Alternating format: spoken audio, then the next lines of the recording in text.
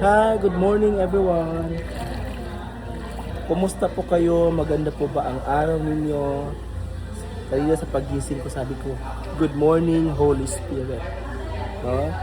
Dapat good morning po natin yung Holy Spirit kasi siya po yung ibigay sa atin ng Lord to comfort us pag may mga pangailangan tayo. Pag kailangan ko ng wisdom, pag kailangan ko ng guidance, si Holy Spirit po lagi ang ating kasama. So maganda po yung ating background review. Nandito po kami ngayon sa isang resort. No? Naisama po ako ng evangelism group ng Calvary Foursquare Church. Kasama ko po yung group 8 ko na group. So yung iba hindi nakasama. So nagsama po kami ng iba na taga ibang group under evangelism. So dito po ako. So in this video po gusto ko lang po i-share sa inyo yung naging burden ko. Nagkaroon po ako ng burden ngayong umaga kasi yung isang kaibigan, yung kasama ko po sa group namin, na-share niya po sa akin na yung anak niya po na nasa Dubai, nasa Dubai po yung anak niya, nag-work po doon. Nag-message sa kanya na wala daw mo siya ipapadala na pera sa kanyang mama o sa family nila kasi medyo may challenges po yung work doon sa Dubai, no? Tapos na-share niya sa akin kaya sabi ko, Lord, nagkaroon ako ng burden sa kanya, sabi ko, Lord. Tapos parang nabigatan ako doon sa sinabi niya kaya medyo umalis po ako doon sa place ko saan nandoon yung mga kagrupo ko din. I prayed. Sabi ko, Lord, ang bigat pala no na pag na-share sa iyo yung kanyang mga pangailangan. Sobrang nabigatan ako pero nag-pray ako na, Lord, ang prayer ko na gamitin mo ako as a channel of blessings, na maging source of inspiration ako sa kanya. Kaya sabi ko sa kanya na huwag kang mag-alala, pray lang tayo, ang Lord po ay tumutugon sa ating mga panalangin. So imagine, may mga anak pa siya nag-aaral, walang trabaho yung asawa niya, no?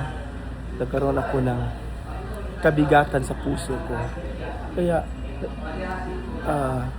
sinabi ko sa Lord, Lord, i-bless mo ako para magiging blessing din ako sa kanya at sa kanyang family.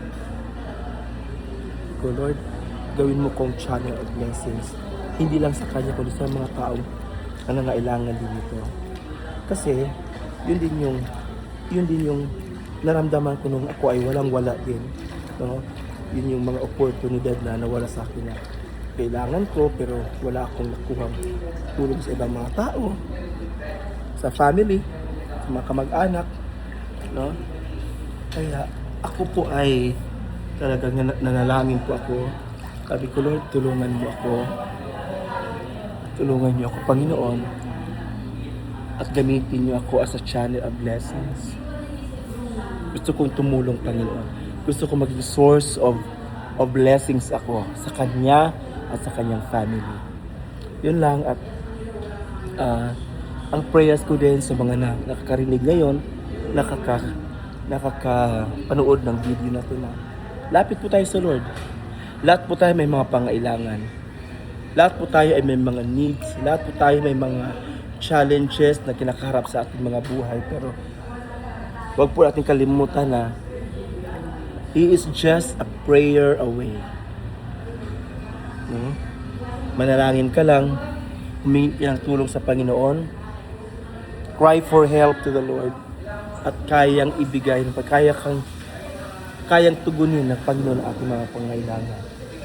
Yun lang po ang gusto ko i-share ngayong umaga sa burden na meron ako, pero nagbigay din ng assurance na ang Lord, nabigyan ako ng assurance na hindi tayo pabayaan ng Panginoon.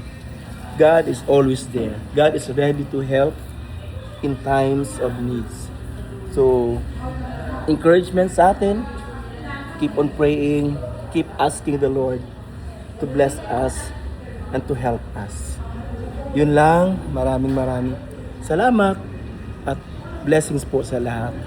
Good morning everyone. Please share and like this video kung alam niyo na bless po kayo.